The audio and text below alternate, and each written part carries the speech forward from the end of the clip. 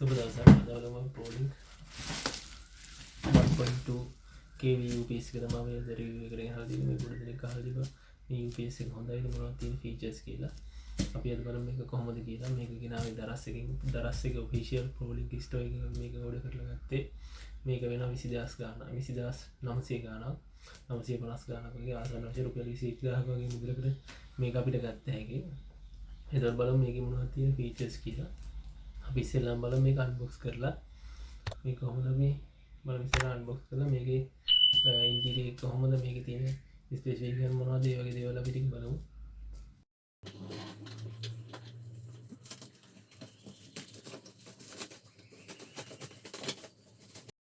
මේ තියෙන මේක ඉස්සරහ සයිඩ් එක මේ ProLink බොක්ස් එකේ මේක මොඩල් එක තමයි ProLink 1201යි SFC කියන මේක 1.2 kV volt ProLink UPS එකක්.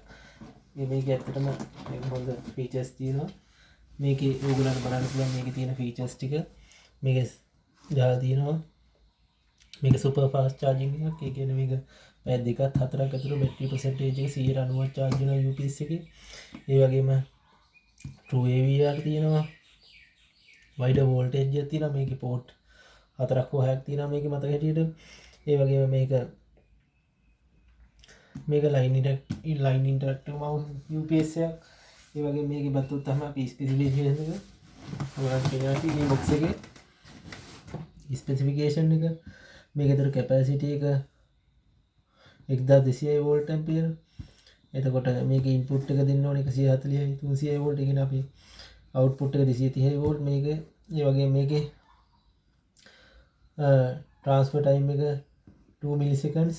ඒ වගේම මේක බෑකප් ටයිම් එක තියෙනවා 8 to 30 මිනිත්. අපි PC එකක් යූස් කරනවා නම් ඒ වගේම ලැප්ටොප් එකක ඊට වඩා වැඩි යූස් කරන එක මම ඔයගොල්ලන්ට කැල්කියුලේට් කරලා පෙන්නනවා කොහොමද ලැප්ටොප් එකේ පවර් යූසේජ් එකත් එක්ක මේ UPS එක පාවිච්චි කරන්න කියලා කරන්න නැති වෙලාවකට. ඒ වගේම මේකේ රීචාර්ජ් ටයිම් එක පැය දෙකක් හතරක් අතර තමයි මේක යන්නේ.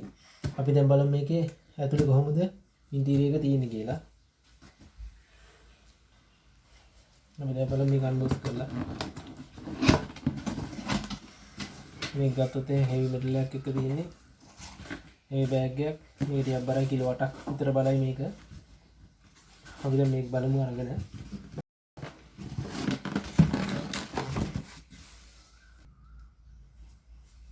මේක තමයි අන්බොක්ස් කරාට පස්සේ තියෙන්නේ. මේක යූසර් ගයිඩ් එකක් තියෙනවා. බලමු යූසර් ගයිඩ් එක මොනවද කියලා තියෙන්නේ කියලා.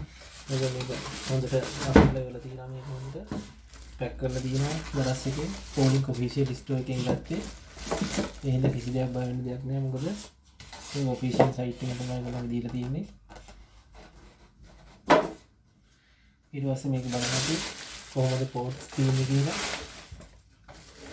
මේක ඇත්තටම ගත්තොත් එහෙම මේකේ අපිට පවර් අවුට්ලට් 4ක් දීලා තියෙනවා. පවර් අවුට්ලට් 4ක් දීලා තියෙනවා. RJ45 එකක් දීලා තියෙනවා. මෙතන මේ RJ45 එකක් දීලා තියෙනවා. මේක ඇත්තටම දැනගන්න පුළුවන් අපිට පවර් අවුට්ලට් 4ක් දීලා තියෙනවා. ඔයගොල්ලන්ට යූස් කරනම RJ45 එකක් තියෙනවා. ඒ වගේ මේක අපිට ගත්ත හැකි මේකේ අපිට මොඩල් නම්බරේ එතකොට මේකේ ඉන්පුට් අවුට්පුට් වෝල්ටේජ් එක තියෙනවා. එතකොට මේකේ මේ තියෙනවා 12 වෝල්ට් 8.2 ඇම්පියර් hours බැටරි දෙකක්. එතකොට අපි බලමු මේකෙන් කොච්චර වෙලාවක් අපිට පාවිච්චි කරන්න පුළුවන්ද. ඒ වගේම මේක කොහොමද පවර් අවුට්ලට් එකට ගහලා කොහොමද මේකේ LED bulbs වලින් අපිට මොනවද ඩිනෝට් වෙන්නේ ඒ වෙට් එක බලමු. මේකේ ඔයගොල්ලන්ට බලන්න පුළුවන් මෙතන පවර් ඔන් බටන් එක තියෙනවා. මෙතන ඉමර්ජන්සි බැටරි අඩු වුණාට පස්සේ මේක බැටරියෙන් නම් ගන්න මේක yellow කලර් පත් වෙනවා. මේක කෙලින්ම කරන්ට් එකෙන් අපි ගන්නවා green කලර් පත් වෙනවා. අපි මේක ගහලා බලමු කොහොමද මේක වැඩ කරන්නේ කියලා.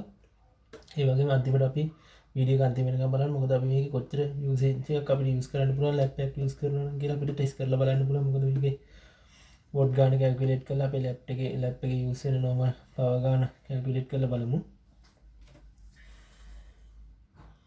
අපි දැන් බලමු මේක පවර් අවුට්ලට් එකට ගහුවට පස්සේ මේක පවර් අවුට්ලට් එකට ගහලා තියෙන්නේ උනාට UPS එක ඔන් කරලා නැහැ. අපි බලමු UPS එක ඕපන් කරාම මොකද වෙන්නේ කියලා. එස්සෙලා බීප් සවුන්ඩ් එකක් එනවා. ඊට පස්සේ දැන් බලන්න මෙතන මේක ග්‍රීන් ලයිට් එකෙන් වැටලා තියෙන්නේ.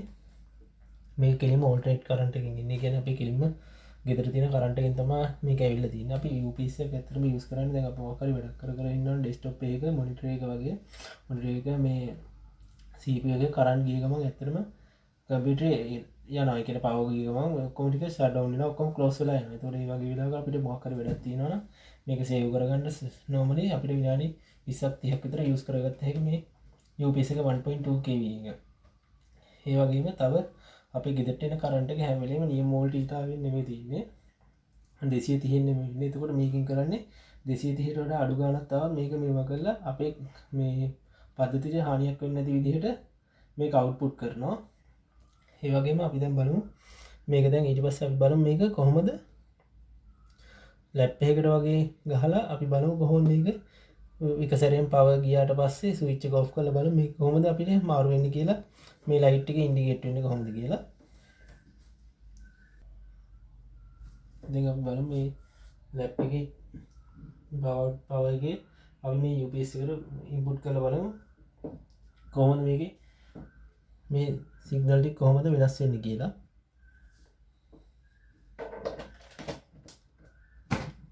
අන්න බලන්න දැන් මෙතන ඔයගොල්ලන් පේන්නේ නැති දැන් මෙතන පවර් දීලා තියෙන්නේ අපි හරිද? පවර් දීලා තියෙන්නේ UPS එක on තියෙන්නේ කෙලින්ම මේක බැටරි එක නෙමෙයි ගන්න කෙලින්ම පවර් අපේ ගෙදරට එන කරන්ට් එකෙන් තමයි අපි මේක ගන්නෙ. එතකොට මෙතන වෝල්ටේජ් සිම්බල් එක තමයි වැල්ලා තියෙන්නේ වෝල්ටේජ් එකෙන් තමයි ගන්න. අපි බලමු දැන් මේකේ UPS එකේ පවර් ඉන්පුට් එක ගලවලා එතකොට බලමු අපි කොහොමද මේක වෙනස් වෙන්නේ කියලා. දැන් දකින්න තියෙන්නේ ඔයගොල්ලෝ දැන් කෙලින්ම මේක බැටරියෙන් තමයි කරන්ට් එක ගන්නෙ. බලන්න එතකොට මෙතන බීප් සවුන්ඩ් එකක් එනවා. ඒ වගේ මේක ලැප් එක charge වෙනවා පෙන්නනවා. එතකොට ලැප් එක මෙතනින් charge වෙනවා පෙන්නනවා. එතකොට ලැප් එක අපිට ගොඩක් වෙලා මේකෙන් පාවිච්චි කරලා මේකේ බීප් සවුන්ඩ් එකක් එක තමයි එන්නේ. මෙතනින් අපි කරන්ට් එක යූස් කරනවා කියලා තමයි කියන්නේ බැටරි කරන්ට් එක. මේක තමයි මේක වෙන්නේ.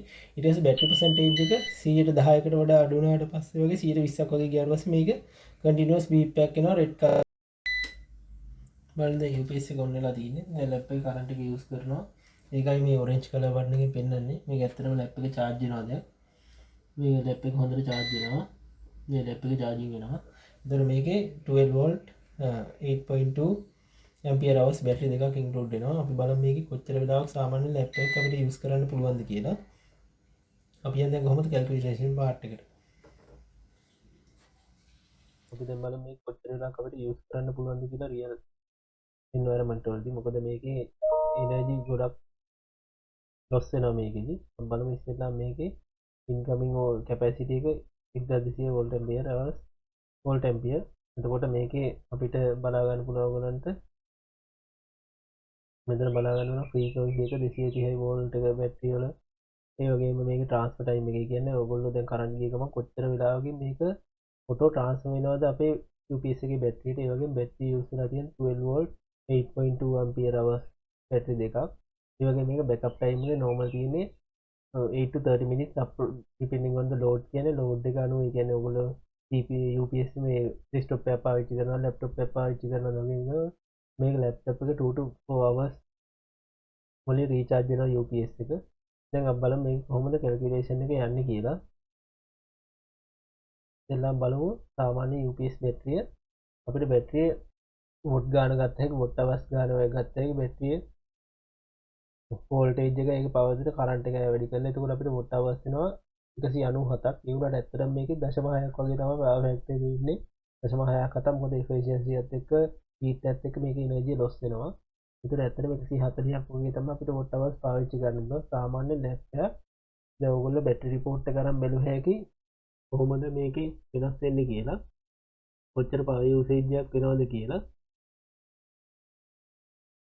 මේ බැටරි රිපෝට් එක ගත්තොත් ඔයගොල්ලන්ට හරියටම කැල්කියුලේට් කර හැකියි කොහොමද පවර් යූසේජ් එක වෙන්නේ කියලා. අයිඩල් වල වොට් 15 37 අතර මේ වගේ තමයි අපිට යන්නේ. අපි දැන් බලමු කොහොමද බැටරි රිපෝට් එක ගන්න කියලා. ඔයගොල්ලෝ Windows R ගහලා power config battery report ගහුවාම කෙලින්ම report එක generate වෙනවා. ඊට පස්සේ ඒක save වෙනවා. එතන battery report එක ගන්න මෙහෙම. ඔයගොල්ලෝ ඉස්සෙල්ලා terminal එක open කරගන්න ඕන command prompt එක. ඊට පස්සේ power config battery report කියන එකට යන්න. එතකොට මෙතනින් battery report එක generate වෙනවා. එතකොට ඒක අපිට මෙන්න මේ තැන ලොකේෂන් එකේ තමයි තියෙන්නේ. අපිට ඒක රන් කරන්න පුළුවන්. එතනින් ගැහුවට පස්සේ රිපෝට් එක ජෙනරේට් වෙනවා. මේ තියෙන ඕගොල්ලන්ගේ ලැප් එකේ තියෙන බැටරි රිපෝට් එක. මේක ඇත්තටම බැටරි එකේ ඩිසයින් කැපැසිටි එක 41400 මිලිවොට් අවර්ස් ඒ වුණා. ඇත්තටම තියෙන 33 මේක ඩීප් සයිකල් එකත් එක්ක ඩීප් සයිකල් බැටරි. එතකොට මේක සයිකල් කවුන්ට් එකත් එක්ක මේකේ මේක එක අඩු වෙනවා. එතකොට බලන්න ඕගොල්ලන්ට බැටරි රිපෝට් එක ගත්ත හැකි. මෙතන බලන්න බැටරිය AC පවර් එක 194ක් තියෙනවා තියෙනවා. ඊට පස්සේ දැන් බැටරිය 197ක් වෙලා තියෙනවා. ඊට පස්සේ දැන් බැටරි කරන්ට් එකෙන් තමයි මේ බැටරිය දුවන්නේ. මොකද ඒක ඩිරෙක්ට් AC කනෙක්ට් එක ඇවිල්ලා නැහැ. එතකොට ඕගොල්ලන්ට මේකෙන් බලා ගන්න පුළුවන් කොහොමද මේක බැටරියෙන් නම් දුවන්නේ. මෙතන බලන්න 67ක් වෙනකම් මේ 29 ඉඳලා 22 වෙනකම් මිලිවොට් අවර්ස් කියන්නේ වොට් 7ක් වගේ යූස් වෙලා තියෙනවා. අපිට ඒතකොට බලාගත්ත හැකි 9:33 ඉඳලා 10:23 කියන පැයකට ආසන්න කාලයකට වොට් 15ක් වගේ තමයි උඩරිම යන්නේ. ඔයගොල්ලෝ නොමයි බ්‍රවුස් කරනවා කෝඩින් වගේ කරනවා නම් ඊට වඩා වෙලාවක් යනවා. ඒතකොට මේකෙන් ඕගොල්ලන්ට හරියටම කැල්කියුලේට් කරලා බැලුව හැකි කොච්චර වෙලාවක් යූසේජ් වෙනවද කියලා. මේකේ යූසබල් අවර්ස් තියෙන වොට් අවර්ස් 140යි. ඒ වගේම අපිට දැන් යූසේජ් කරන වොට් ප්‍රමාණය අපිට කොච්චර ප්‍රමාණයක් යූස් වෙනවද කියලා බලන්න පුළුවන්. මේක ඇත්තටම රෆ්ලි උනාට අඩුම ගානේ පැය 3ක්වත් මේකෙන් ලැප්ටොප් එකක් charge කරගෙන වැඩ කරගන්න පුළුවන් power outage එකකදී. මොන හරි වීඩියෝ එකේ වැරදි තියෙනවා හරි මොන හරි කමෙන්ට්ස් තියෙනවා වීඩියෝ එකට කමෙන්ට් එකක් දාන්න. මොකක් හරි වීඩියෝ එකකින් දෙයක් ගත්තා නම් ලයික් කරලා කමෙන්ට් කරලා ෂෙයා කරන්න. මොන හරි ප්‍රශ්නයක් තියෙනවා වීඩියෝ එකේ කමෙන්ට් කරන්න. කොහොමද සිද්ධ දීපන් thank you